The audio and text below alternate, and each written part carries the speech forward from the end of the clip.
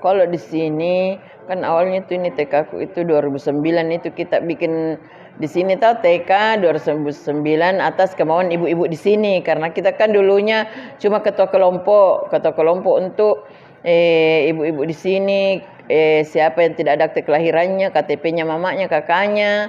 Karena itu yang paling penting dulu di sini.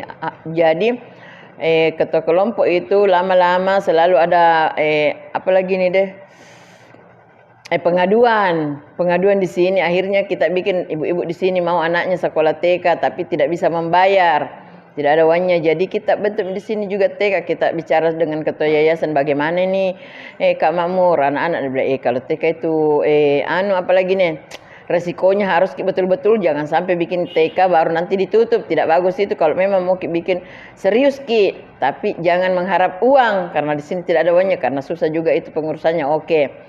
Jadi teman-teman itu bikin TK di sini, disuruh semua anak-anak belajar di sini. Ada sekitar waktu tahun 2010 itu ada sekitar 80 anak.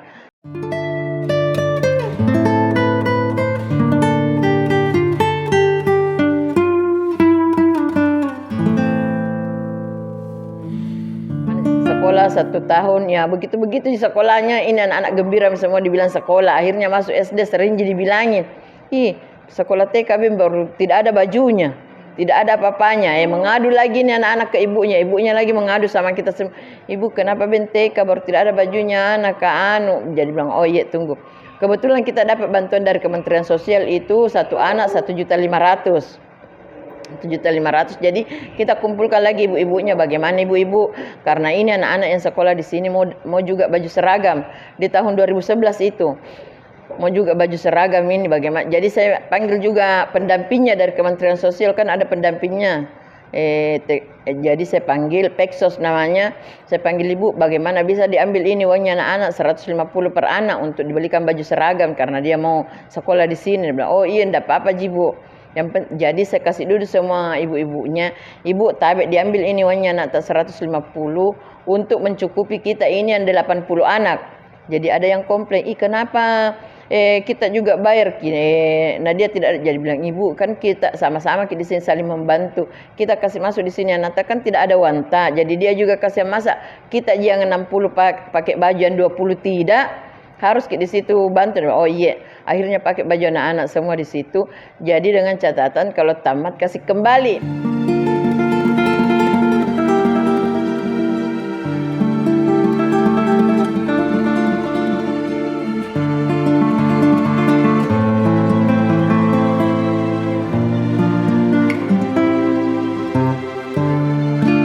Anak-anak di sini disuruh datang sekolah cuma bawa badan. Tidak ada apa-apa dia bawa. Jadi kita di sini semua yang sediakan supaya tuh anak-anak mau sekolah. Jadi di situ terus berlanjut. Di tahun 2012 itu tidak ada lagi temanku keluar satu-satu yang mengajar. Karena tidak ada, biar pembeli pulsa tidak ada. Anak-anak masuk di sini biar Rp1.000 digratiskan. Pokoknya apa keluhannya apa kita semua yang tanggung. Kita semua di sini. Akhirnya di 2012 itu tidak ada lagi yang mengajar, tinggal saya 2 orang. Akhirnya di 2013 keluar lagi saya punya teman. Keluar lagi, dia tidak bisa mengajar karena bagaimana biar pembeli pulsa ini tidak ada memang. Jadi saya sendiri mengajar. Bagaimana cara aku ini mengajar baru. Saya kan awal mengajar tidak bisa tidur karena tidak tahu materi apa ini. Anakku saja tidak pernah TK. Bagaimana caranya ini belajar TK. Akhirnya saya biasa pergi melihat-lihat di TK lain.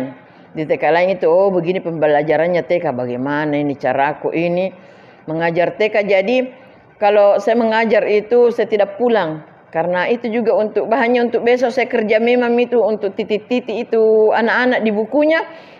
Biasa sampai jam 4 sore Kak di sini. Karena kalau banyak anak-anak 60, 40 anak itu di sini selalu sekolah. Jadi di tahun 2015 itu muka berhenti, muka tutup karena anda sanggup sendiri aja. Tapi kan memang itu begituan juga. Saya kan minta izin juga sama suamiku, mau mengajar di situ tapi tidak ada itu uangku dapat biar Rp1.000 tidak ada. Dia bilang, yang penting mau kok toh. Jadi di sini. Jadi waktunya gitu yang tahun pertama itu ajaran pertama di sini saya kasih dulu ibu-ibu mau jadi diajar anak sama saya. Saya ini kan cuma tamatan SD. Bagaimana? Karena kita pilih guru di sini tidak ada yang mau. Kebetulan saya kan cuma ketua kelompok, jadi modal keberanian. Kita mau bukti ya, dari kita yang penting kita mau jadi ajar anak sama saya karena saya ini tamatan SD aja. Mengajar mak di sini. Akhirnya 2 tahun begitu, 3 tahun tidak ada yang tahu Kak bilang saya tamatan SD. Semua bilang ada di sekolahku ini. Ya, mengajar mak juga karena kan ada juga pengalaman awal-awalnya memang. Terus terang saya tidak bisa tidur. Kalau malam itu saya bilang besok ini saya mau mengajar, saya tidak tahu apa mau kuajarkan ini anak-anak. Bagaimana caranya ini? Apa ini? Tapi belajar juga terus, mencari terus. Akhirnya pergi Kak di Agung. Di Agung beli Kak buku. Ini paling ada pembelajaran untuk TK, untuk PAUD. Beli mak biasa bukunya tas 1. Jadi kalau 1 saya beli bukunya itu jadi biasa itu kalau gajian suamiku hari Minggu. Ku fotokopi, ada juga fotokopi 1 kali jam fotokopi itu untuk hari Senin gitu bisa saya fotokopikan kan anakku. Untuk kelanjutannya Selasa, Rabu apa saya tidak fotokopi, saya ciplak gitu gambar. Pokoknya mah ciplak Kak. Kalau ada anak-anak di sini yang besar-besar itu yang belajar sore ada, aku panggil sini kok nak teman Kak dulu mah ciplak ini buku gambar atau di kertas APSD supaya ada lagi besok nak pelajari anak-anakku. Karena tidak ada lagi uangku untuk fotokopi. Tidak ada juga temanku yang bertahan. Jadi saya juga tanya ketua yayasan, bagaimana ini TK? Kak Mamur tidak ada ini uang. Dia bilang, saya tanya memang kok dari awal.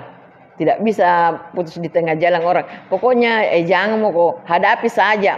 Di mana-mana itu pasti ada rezeki. Dia bilang ketua yayasanku. Jadi lanjut mas saya mengajar terus di sini. Pokoknya tidak juga kebiasaan 3 tahun mak mengajar tidak itu. Bisa mak juga kuasai ini. Ini ku kasih anak-anak. Pokoknya yang saya ajarkan itu cuma berhitung, mengenal huruf, itu saja. Caranya pegang pensil bagaimana. Saya tidak seperti TK-TK lain. Jadi di sini sekolah anak-anak itu jadi kalau setiap tahun itu tamat kasih kembali bajunya. Setiap tahun kasih kembali. Jadi itu baju yang pertama saya beli dari Kementerian Sosial itu hanya 5 tahun dipakai. 5 tahun dipakai itu baju. Tidak ada pembayaran itu, belum ada pembayaran. Lama-lama sekolah anak-anak minta lagi foto ibu-ibunya.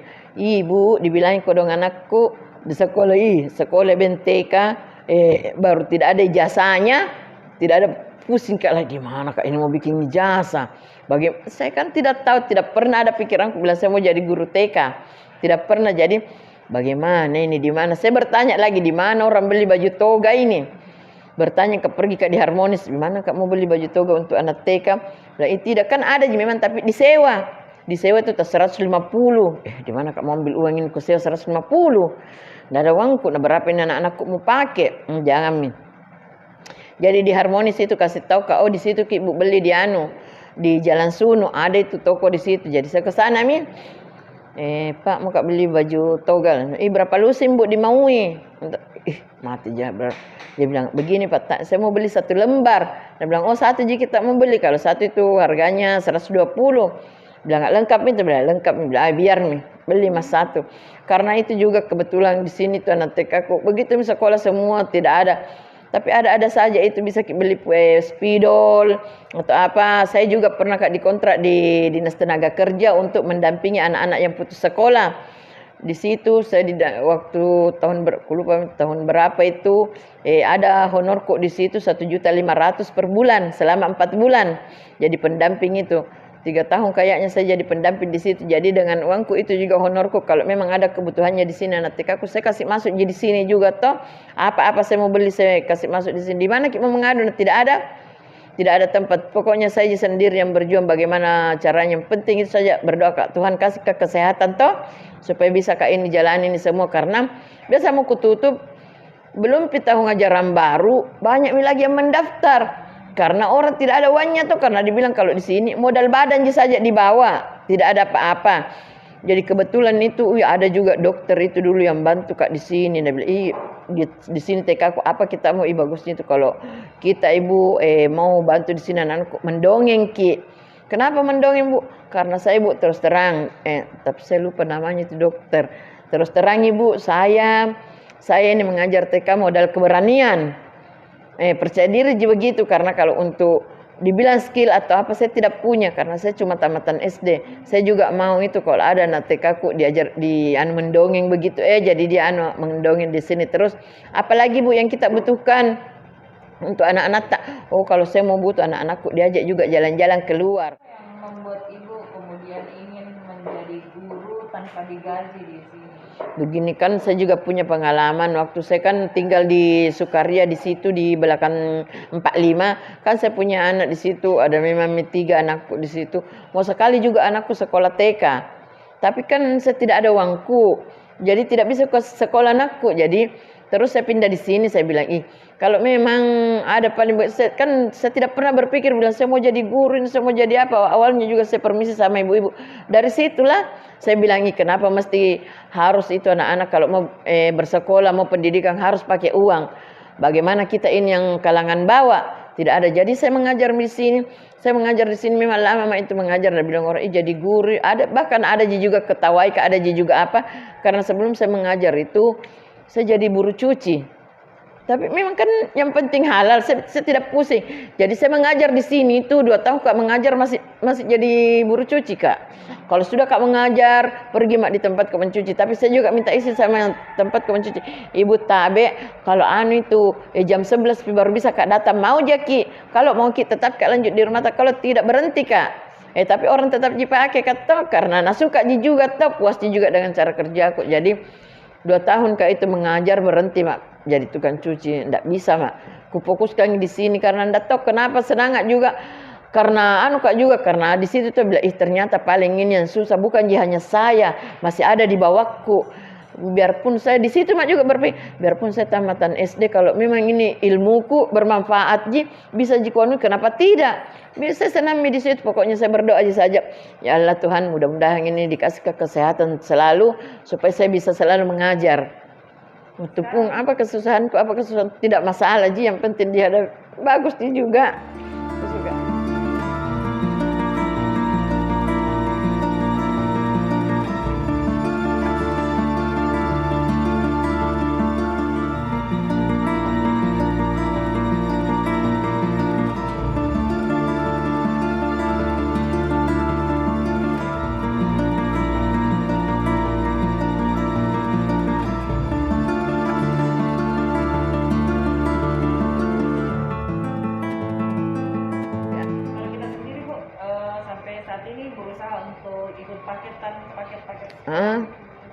Enggak dulu memang mau ikut paket tapi mau ikut paket enggak bisa kubagi waktuku bagaimana ada juga anakku sekolah saya juga itu juga aku bilang kalau ikut ke paket membayar kita jangan dia nanti anakku mau membayar baru saya duluan diriku jangan biar anakku mau biar mas saja begini saya yang penting berguna ilmuku biar Tommy begitu saya tidak pernah memang harap biar yang penting akhirnya itu saya 2019 itu ada hari guru itu pergi di gerak jalan santai dapat kak door prize saya naik tanah suci umroh waktu 2019 Januari saya berangkat itu di situ tidak percaya mengajar anak-anak yang seperti ini kondisinya susah kalau saya aku bilang tidak aja karena sama aja dari dulu toh aku tahu caranya bagaimana cara mengajar karena sebelum mengajar kan memang sudah ini didampingi sudah kasih pemahaman bagaimana caranya menghadapi anak-anak. Jadi kita tahu juga di sini bahasanya kasar atau bagaimana. Bahkan kalau biasa anak-anakku di sini TK pertama basmalah saja dia tidak bisa bilang. Mamanya juga tidak tahu. Disuruh mengaji Al-Fatihah, apa itu Al-Fatihah. Tapi dengan sekolah di sini mamanya masuk juga. Masuk juga semua mamanya duduk. Jadi di hari-hari dikasih tahu anak-anak hari-hari suruh baca basmalah Al-Fatihah 3 kul apa alhamdulillah mamanya juga bisa doa makan bagaimana itu semua ke depan harapan ibu sendiri kepada orang tua atau mungkin anak-anak yang sudah belajar di sini. Kalau harapanku itu saya dengan orang tuanya supaya itu memang dia pentingkan juga pendidikan. Tidak seharusnya dia berpikir bilang itu pendidikan tidak penting. Harus kita jadi pemulung memang. Kalau memang anak tidak ada kerjanya lain bisa jadi pemulung tapi kan dia sudah bisa membaca, pintar menulis. Tidak gampang lagi dibodoh-bodohi begitu. Iya. Iya, untuk orang tuanya. Kalau untuk pemerintah tuh? Kalau untuk pemerintah bagaimana supaya dia melihat di sini karena saya juga itu mengkuto ada dari pemerintah itu untuk makanan, enggak aja untuk makanan tambahan anak-anakku 1 kali 1 minggu, misalnya hari Jumat. Anak-anakku di sini dikasih begitu makanan bubur kah atau pokoknya kacang hijau kah, sembarang yang penting ada makanan tambahannya. Karena dulu itu waktu sekolah di sini waktu dapat Kak dari Kementerian Sosial itu saya biasa bikinkan 1 kali 1 minggu toh supaya anak-anak itu juga bersemangat sekolah.